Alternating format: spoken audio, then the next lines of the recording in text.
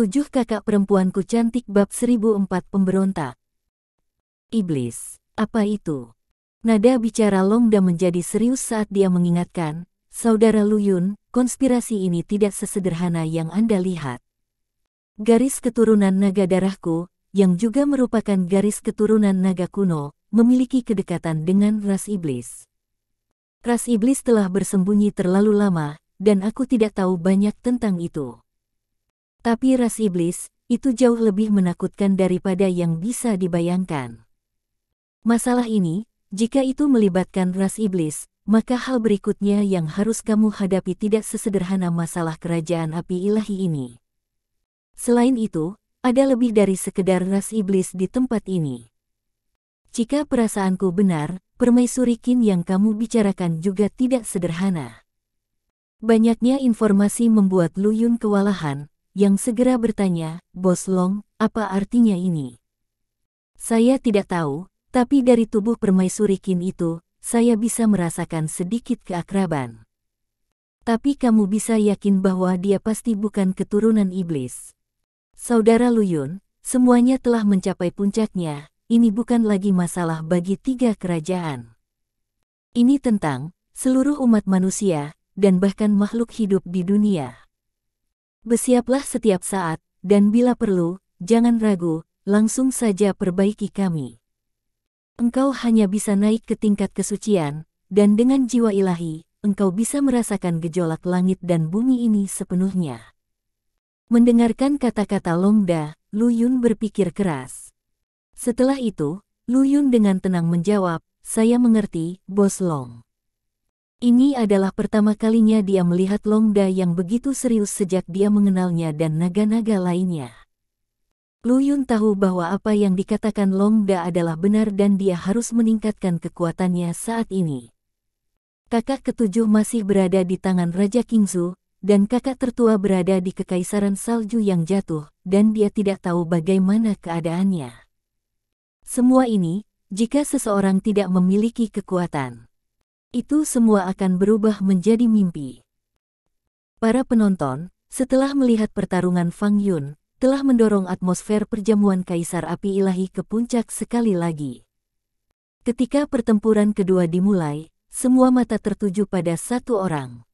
Dia melihat seorang anak laki-laki, tidak lebih dari 16 atau 17 tahun, mengenakan baju besi perang, dengan kaki di atas awan hijau, berdiri di tengah arena bela diri dengan tombak panjang di tangannya.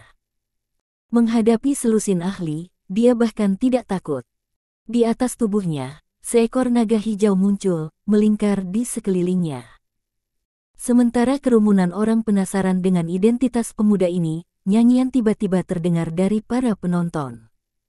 Naga hijau Qi sejati, mungkinkah orang ini adalah Liu Bo, orang jenius pertama dari Kekaisaran Tianshui? Itu benar-benar dia, ku dengar Liu Bo, pada usia 15 tahun, memahami dao surgawi dan memasuki orang bijak dengan tubuhnya, tidak terlalu berlebihan untuk mengatakan bahwa dia adalah jenius pertama dari dunia roh. Legenda hanyalah legenda, tidak mungkinkah anak ini tidak sekuat Su Jian? Aku tidak tahu apakah dia kuat atau tidak, tapi dia pasti lebih muda dari Su Jian. Pemuda itu tidak peduli dengan komentar tentang dirinya sendiri dari para penonton, matanya hanya tertuju pada tubuh Luyun di kejauhan. Seolah-olah dia baru saja memberi, Luyun teriakan perang. Tapi di detik berikutnya, gerakan Kekaisaran Tianshui membuat semua orang tercengang. Di lapangan bela diri, selusin orang berdiri di sekitar Liu Bo. Menghadapi Raja Qingzu di kejauhan, mereka berkata dengan satu suara, saya menyerah. Menyerah, apa ini? Ini adalah perjamuan Kekaisaran Api Ilahi yang begitu serius, dan orang-orang dari Kekaisaran Tianshui benar-benar memilih untuk menyerah. Ini adalah pertama kalinya saya mengalami situasi seperti ini setelah menghadiri begitu banyak perjamuan Kaisar Api Ilahi. Kekaisaran Tianshui, pemenangnya, Liu Bo. Ada apa ini? Dan menyerah. Saya telah datang sejauh ini dan ini yang ditunjukkan kepada saya. Jangan panik, bukankah masih ada Su Jian? Saat Raja Qingzu mengumumkan kemenangan Liu Bo, Qin Ruoxue di atas panggung, dengan ekspresi yang rumit, mencibir, sungguh langkah yang bagus untuk menyerah. Tampaknya Kaisar Tianshui, untuk perjamuan Kaisar Api Ilahi ini, telah meletakkan uang darahnya, bahkan air ilahi yang maha suci telah digunakan. Apa? Hanya Kekaisaran Api Ilahi Anda yang diizinkan memiliki segel api ilahi, tetapi kami tidak diizinkan memiliki air ilahi satu surgawi. Liu Ran berkata dengan senyum cabul. Hanya saja, aku juga tidak melihat putri ketujuhmu. Saya juga ingin melihat apakah segel api ilahi itu kuat atau air ilahi satu surgawi kita kejam. Jangan berpura-pura padaku. Permaisuri Qin mengertakkan gigi dan mengumpat dengan marah. Melihat Qin Ruoxue hendak bergerak, Suan Yuan Wuming berdiri dan memandang keduanya. Dua, seperti yang kulihat, kali ini, Kekaisaran Hujan Salju saya juga tidak memiliki peluang untuk menang. Kali ini, perjamuan Kaisar Api Ilahi, Kekaisaran Hujan Salju saya, tidak akan berpartisipasi. Kali ini, kami akan pergi dulu. Suan Yuan Wuming tidak memiliki firasat apapun, dan setelah menyelesaikan kata-katanya, dia memimpin Kekaisaran Musim Gugur Salju dan partainya pergi. Suan Yuan Wuming telah lama melihat bahwa kali ini, perjamuan Kaisar Api Ilahi pasti akan berbeda. Dia juga tidak berniat untuk terlibat dalam pertarungan. Ketika Kekaisaran Salju jatuh telah pergi, para penonton bahkan lebih dipenuhi dengan teriakan dan kutukan. Kekaisaran Salju yang jatuh juga menyerah.